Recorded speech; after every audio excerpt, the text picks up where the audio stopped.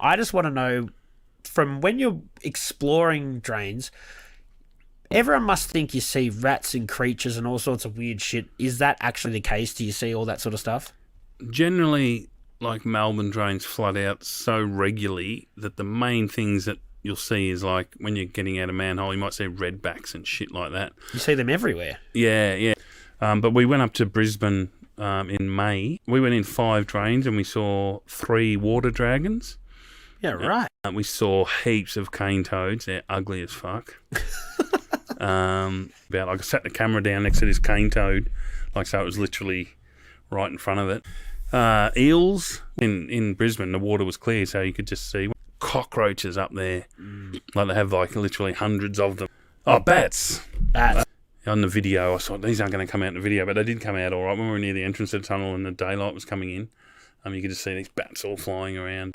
We did see some old stuff from the 50s, like the Drainiacs.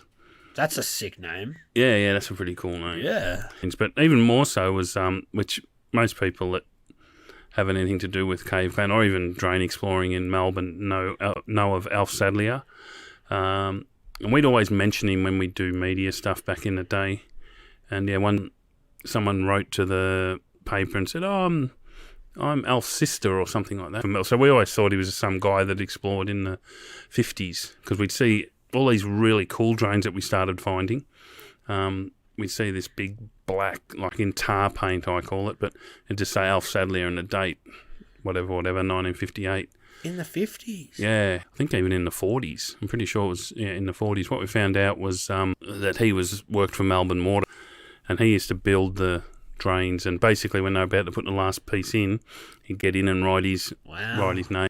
And when you're down there, can you hear if you're in the CBD, in Melbourne, can you hear the trams, can you hear the people, or are you that far removed from everything? Well, Melbourne is a good example where you can hear.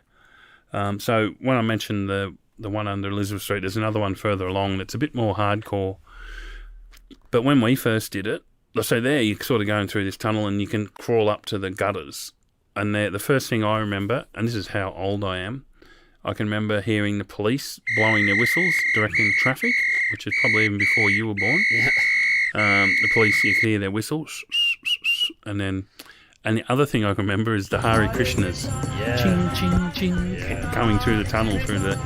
So that drain under the CBD used to be my favourite. That was one of my favourite things about it was the noise, and you could just hear people calling out, "Hey, what are you doing?" To other people on the street. Yeah. That was a good one. Generally, you don't hear stuff. With syringes, when there was a bit of a heroin thing, you'd see them sometimes. They tend to float. Although the worst they end up at the beach, sadly. Yeah, they end up at the beach. And St Kilda Darkie is a drain that, and that's tidal. So we do that as like a fun. I'll get back onto the animals in a sec. But the St Kilda Darkie, we go like. One we did where we all dressed up in suits, about 20 of us dressed up in suits. I got this on my YouTube channel. And we walked through this tunnel, and by the end of it, it's up to your chests, if you're depending on your height. And then we came out, and it was like a sunny day, and St Kilda Beach is just like packed, and there's like 20 of us walking out in these suits. We look like refugees that had, come off a sunken boat.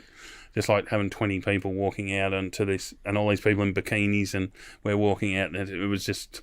But we do shit like that more for a laugh or for the shock value. The shock value, yeah. So this is when I'm at this stage. I'm a kid who's 7 years old, and the Ninja Turtles are the biggest thing ever, and they live in the sewers and they're in the drains, and that surely has to make kids hanging out in the drains. I want to say kids, teenagers, or anybody.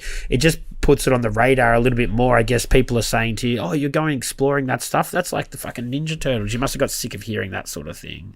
So when we did that first television thing with A Current Affair, we did we shot a video, or Matt, a friend of ours, shot a video of us watching it for the first time, like a reactionary. You know how you see those TikTok videos where they'll have someone watching the reaction videos, or response, or whatever they're called. I don't know. It's just a side tunnel.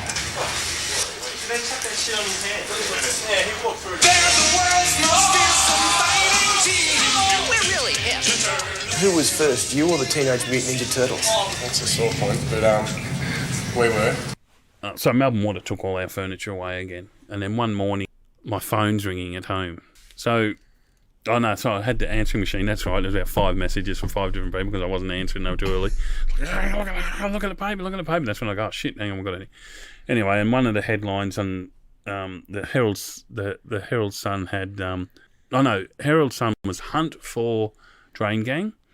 The age was Cave Clan Threatens Official. So what had happened was there used to be a thing called the Anarchist Cookbook. What this guy, the Shadow, had done was he sent a letter to Melbourne Water saying, if you continue to remove the furniture from the Paran main drain, we will not be held accountable for our actions. And then did a Cave Clan logo. But on the back of that, it was from the Anarchist Cookbook showing you how to blow up tunnels. Wow. Yeah. So we were like, oh, fuck. And you got to get rid of that guy quickly. Yes, which we did.